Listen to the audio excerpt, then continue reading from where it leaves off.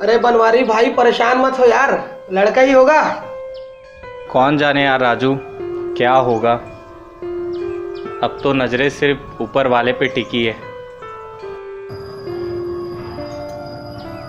अरे बनवारी बधाई हो, लक्ष्मी हुई है घर में, बेटी आई है।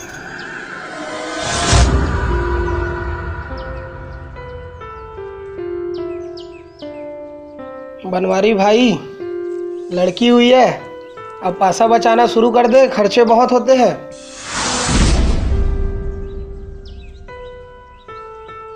क्या सोचा था यार, क्या हो गया राजू भाई।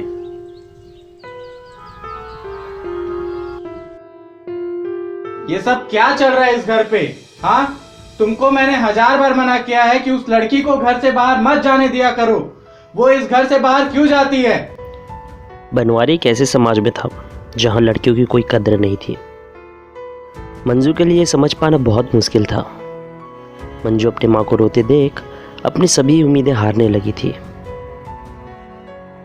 तुम दोनों को मैं ये आखिरी बार समझा रहा हूँ, इसके बाद इसके कदम इस घर के बाहर नहीं जाना चाहिए। ये जवाबदारी तुम्हारी है और उतनी ही लड़की तू भी समझ ले। इस घर से अगर बाहर जाएगी तो मुझसे बुरा तेरे लिए कोई भी नहीं होगा।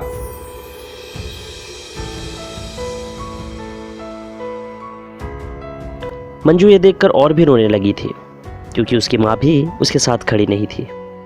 एक बात तो साफ थी, मंजू का जीवन अब कांटों भरा होने वाला था। समय बीत रहा था, मंजू बड़ी हो गई।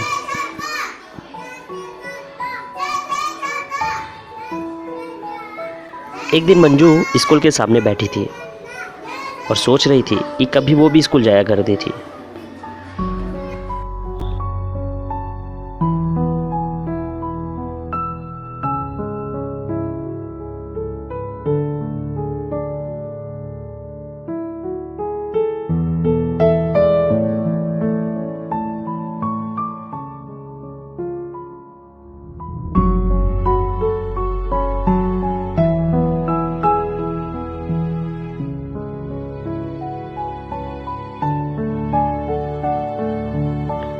पर एक दिन बनवारी की वही छोटी सोच मंजू से उसकी पढ़ाई छीन ली थी।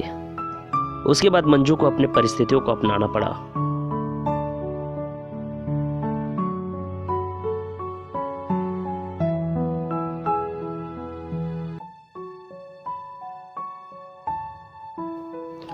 मंजू अपने बचपन के साथ पढ़ाई को भी खो चुकी थी। पढ़ाई से ज्यादा काम का बोझ दिया गया था उसे। फिर भी बिना एक शब्द कहे हर काम करती थी।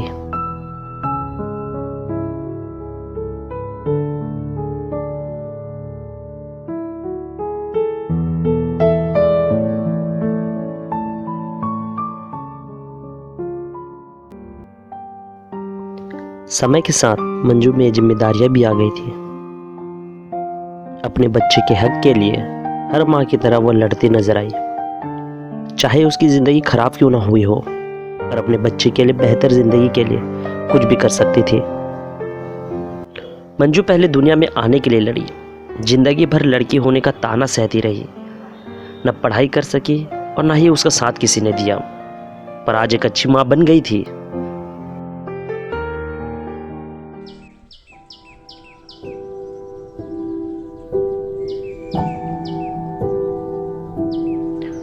मंजू अपने बच्चे को किसी तरह की कोई कमी महसूस नहीं होने देती थी।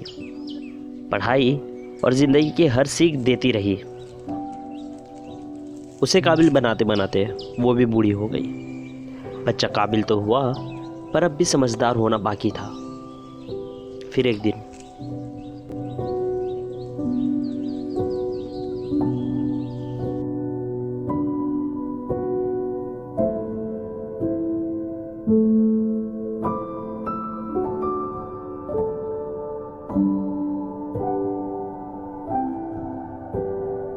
माँ, ये सब क्या कर रही हो? ये तुम्हारे कोई काम नहीं आने वाला। कहाँ इन सब चीज़ों में अपना टाइम वेस्ट कर रही हो? क्या करूँ बेटा, कुछ समझ नहीं आता, इसलिए तो सीख रही हूँ। और वैसे भी खाली रहती हूँ, जिंदगी तो देख ली मैंने। तुम तो अपनी मोबाइल की दुनिया में सारा वक्त निकाल देते हो। कुछ नया सीखो तो मुझे भी सिखा देना। यश की आंखें नम हो गई क्योंकि ये सारी बातें सच थी। आज हर व्यक्ति को लगता है कि हम अपने माँ से बेहतर जानते हैं। माँ के लिए कम, लेकिन फ़ोन और टेक्नोलॉजी के लिए ज़्यादा वक्त निकालते हैं। भगवान हर जगह नहीं पहुँच सकते, इसलिए उन्होंने माँ को बनाया। हम सब माँ से प्यार करते हैं, पर कभी कोई जता नहीं पाया। हमें ज़िंदगी के हर मोड़ से सुरक्षित राह दिखाती है, खुद ठोकरें खाती है, पर हमें संभल कर चलना सिखाती है। ज़रूरतें होती है, पर कभी कुछ नहीं मांगती है, क्योंकि माँ कभी लेना नहीं, सिर्फ देना ही सिखाती है।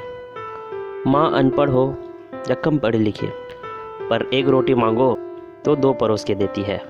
समय पर तुम बिल्कुल नहीं उठते होगे, पर माँ हमेशा समय से आधा घंटा पहले उठा देंगे। माँ का होना ही सबसे बड़ी खुशी है। माँ के बिना तो सारी खुशियाँ अधूरी है। मत नज़रअंदाज करना कभी माँ की तकलीफ़ों को। जब ये बिछड़ती है तो रेशम के तकिए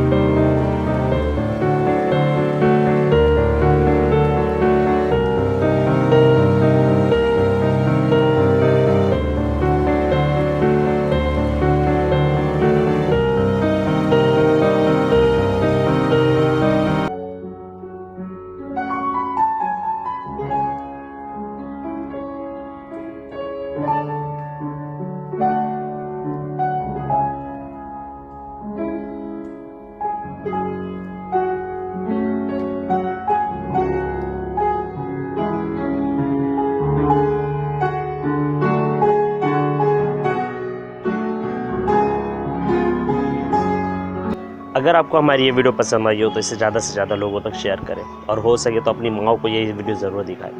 कहीं ना कहीं वो अपनी ज़िंदगी का एक किस्सा आपको ज़रूर सुनाएंगे, और वो इस वीडियो से अपनी ज़िंदगी को रिलेट कर पाएंगे।